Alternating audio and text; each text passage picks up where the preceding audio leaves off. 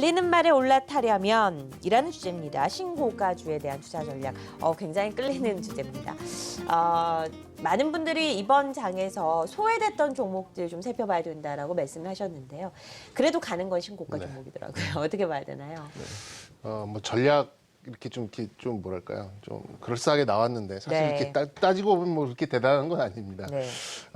일단 테마주들을 제외하면은 지금 52주 신고가를 내는 그런 대표적인 종목들을 보면은 약간 타력에 의한 수급적인 힘에 의한 그런 이제 신고가가 많습니다. 우리가 이제 주식 투자를 이제 오랫동안 이제 하시다 보면은 뭐 직감적으로 아시겠지만 뭐 무작위로 신고가 나는 종목 5종목을 그냥 사고 무작위로 신저가 나는 종목 5개를 산다 그러면 거의 90% 이상의 확률로 신고가 나는 그런 종목들을 선택하는 케이스가 더 높은 수익률 또 높은 승률을 좀 그렇죠. 보이는 것을 좀 알 수 있을 것 같은데 그만큼 이제 매물대 매도 세력이 없다라는 그 자체가 상당히 좀 좋게 좀 작용하는 그런 상황에다가 지금 시장 상황은 말 그대로 지수가 계속해서 뻗어나가지 못하고 좀 정체되어 있는 상황이다 보니까 더더욱 이런 수급적인 특징이 신고가 종목들한테 미치는 영향이 좀 크다 이렇게 좀 말씀을 드릴 수 있겠어요. 이 신고가 내는 종목들 뭐 대표적으로 몇 개만 좀 꼽아보죠. 뭐 대표적인 종목은 뭐 SK 하이닉스, 만도, 뭐 한국타이어, 네이버, 뭐 JW 중해제약, AP 시스템, 뭐 코스닥은 뭐 이 정도 좀 찝어볼 수가 있겠는데 물론 이제 외국인들이 뭐 거들고 있습니다만 대부분 기관들이 주도를 해 나간다는 점이 좀 특징이 좀 있을 수 있겠습니다. 업종의 특성을 갖는 것도 일부 있겠습니다만 상당 부분 좀 개별적인 특성을 갖는 거기에 이제 좀 기인한 것 같고요. 실적 시즌까지는 무난한 흐름을 볼 것 같습니다. 그러니까 다시 말씀드리면 지금 만약에 신고가 종목을 가지고 계신다면은 이 3분기 실적 발표를 하는 그 순간까지는 어느 정도 계속해서 가져가셔도 무난할 것 같고요. 신규 매수를 하시더라도 지금 신저가, 정말 많이 빠졌다라고 하는 종목을 그냥 무작정 매수하시기보다는 그거보다는 차라리 이거 정말 도저히 못 사겠다 하는 그런 신고가를 내는 종목이 오히려 승률이 더 높을 수 있다라는 좀 말씀을 드리고 싶어서 좀 이런 말씀을 좀 드리는 거고요. 이제 하지만 이런 신고가를 내는 종목들은 이제 반드시 정당성을 한번 심판을 받게 되죠. 언제 받느냐? 실적에 받게 되겠습니다. 맞습니다. 예, 그렇게 본다면 이제 10월 한 중순부터는 이제 프리어닝 시즌 또 잠정 실적 이런 것들이 하나 두 개 나오게 되면 과연 지금 앞만 보고 달려온 종목들의 어떤 주가가 실적과 함께 가느냐, 먼저 갔느냐. 뭐 우리가 뭐 코스탈라니에 뭐 산책시키는 개 얘기도 있잖아요. 뭐 개가 앞서거니 뒤서거니 한다 그래도 결국에는 주인 뒤에 따라오는데 그 주인이 바로 실적이기 때문에 실적 시즌에는 반드시 한번 검증을 거치기 때문에 지금 그 부분은 좀 염두를 하시고 신고가 종목들을 가지고 가시되 좀 비중 조절을 하셔야 된다 이렇게 좀 말씀을 드리고 싶고요. 뭐 다시 한번 말씀드립니다만 신고가를 내는 종목들은 반드시 거기에 따른 이유가 있기 때문에 그 이유가 과연 기대하는 거와 부합을 하는지 실적 시즌에 맞게 좀 비교를 해보는 그런 작업이 반드시 필요하다 이렇게 좀 말씀을 드리겠습니다. 네, 알겠습니다. 이 신고가 종목에 대한 투자 전략, 정경민 팀장님의 의견에 대해서 박창윤 PB는 어떻게 생각하시나요? 네, 저도 대동소이합니다. 거의 대부분 동의하고 있고요. 신고가 종목 투자, 한마디로 정의하자면 모멘텀 투자입니다. 달리는 말에 올라타는 그런 전략인 거죠.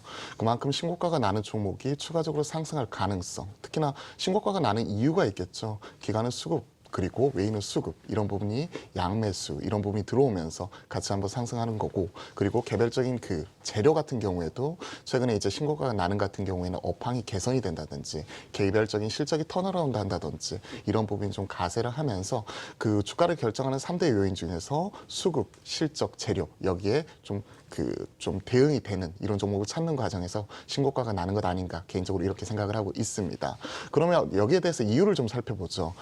정경 팀장님이 몇몇 종목들 가져오셨는데 뭐 네이버라든지 SK 하이닉스 시장에서 많이 회자되는 종목입니다. 신고가가 나는 이유에 대해서 좀 간단하게 좀 말씀을 드리겠습니다. SK 하이닉스 같은 경우에 디램 업황이 좀 돌아서고 있다고 하죠. 디램 같은 경우가 크게 이제 PC용 D램과 그리고 모바일 D램 이런 쪽으로 크게 나누고 있는데 PC용 D램 같은 경우에는 최근에 이제 그 고사양 게임, 뭐 오버워치라고 하죠. 뭐 이런 쪽 같은 경우가 돌아가면서 최근에 이런 고사양 게임에 대한 이런 D램 쪽 수요가 폭발적으로 증가하고 있다고 합니다. 그러면서 최근에 D램 값이 하향 안정화되고 오히려 조금씩 상승하는 모습이 나타나고 있기 때문에 이에 따른 영향이 있고요. 두 번째 이제 모바일 D램 같은 경우에도 최근에 중국 쪽에서 지난 2년 동안 그 스마트폰에 대한 보조금 이런 부분을 좀 축소를 하였지만 뭐 오포라든지 비보 뭐 이런 그 로컬 업체들이 강하게 이렇게 올라오고 경쟁력을 가져가면서 자신감이 붙었는지 이런 보조금 자체를 축소하고 폐지하던 것 자체를 다시 한번 이렇게 주면서 다시 한번 모바일 D램의 수요가 큰 폭으로 늘어나면서 최근에 D램 업황 상승을 이끌고 있습니다. 여기에 플러스 알파로 SK 하이닉스 같은 경우에도 올 하반기에 48단 D램에 대한 양산에 대한 그 얘기를 밝히면서 신세대, 차세대 먹거리로서 D램에 대한 공격적인 투자 이런 부분에 대한 성장 기대감이 좀 뒷받침되고 있는 것 같습니다. 자, 이와 함께 이제 뭐 네이버 같은 경우에는 다들 아시겠지만 뭐 라인에 대한 성장성 그리고 미국과 일본에 동시 상장한 이후에 다시 한번 이제 새로운 먹거리로서 동영상 스트리밍 쪽에 뭐 스노우라든지 그리고 최근에 이제 쇼핑 쪽 이런 부분에 대해서 네. 좀 강경력을 가지면서 좀 강한 흐름이 나타나고 있고 나머지 뭐 JW 중개제약 같은 경우도 신약에 대한 기대감 그리고 좀 눈에 띄는 점이 바로 AP 시스템입니다. AP 시스템 같은 경우에는 1분기 특히나 3월 달 정도 해가지고 대규모 수주를 나오면서 이런 그 업황에 대한 개선과 실적에 대한 개선 기대감에 큰 폭으로 상승한 이후에 1분기와 2분기 실적이 미스를 했습니다. 컨센은 미스를 하면서 좀 위에서 좀 빠져있는 모습이 나타나는데요. 차트 흐름을 보시면 위에서 지금 고가놀이하고 있는 부분 확인할 수가 있습니다. 하지만 이번 3분기 실적이 좀 기대가 되는 게 반도체와 다르게 이런 디스플레이 같은 경우에는 딜리버리가 대략 한 5개월에서 6개월 정도로 깁니다. 그렇기 때문에 3월달, 4월달에 수주 받았던 게 빠르면 3분기, 늦어도 한 4분기 정도에는 숫자로 찍힐 것으로 기대가 되고 있고 이런 기대감 때문에 AP 시스템 올라오는 모습 확인할 수가 있을 것 같습니다. 네, 두 분의 의견 자세하게 살펴봤습니다. 두 번째 토크 주제 바로 만나보도록 하겠습니다. 자, 오늘입니다. 9월 28일이죠. 김영란법가 오늘부터 시행이 됩니다. 온도차를 보이고 있는 내수 소비주에 대해서 이야기를 나눠보도록 하죠. 박찬영 PB님, 오늘부터 시행입니다. 이제 네, 모두 그렇습니다. 조심해야 하는 시기가 돌아왔습니다. 비단 뭐 공무원들뿐만 아니라 전기 가맹물을 발행하는 회사는 모두 다 확인이 되고 있는 상황이고 대검에서는 이런 지침이 내려졌다 그러죠. 애인 빼고 모든 변호사와는 더치페이를 해라라고 얘기를 했다고 네. 합니다. 우리나라 판검사들. 어떻게 봐야 되나요? 전반적인 시장의 영향. 네, 청탁금지법이죠. 네. 부정청탁금지법에 대해서 김영란법이 말도 많고 탈도 많았지만 드디어 오늘 시행이 되게 됩니다.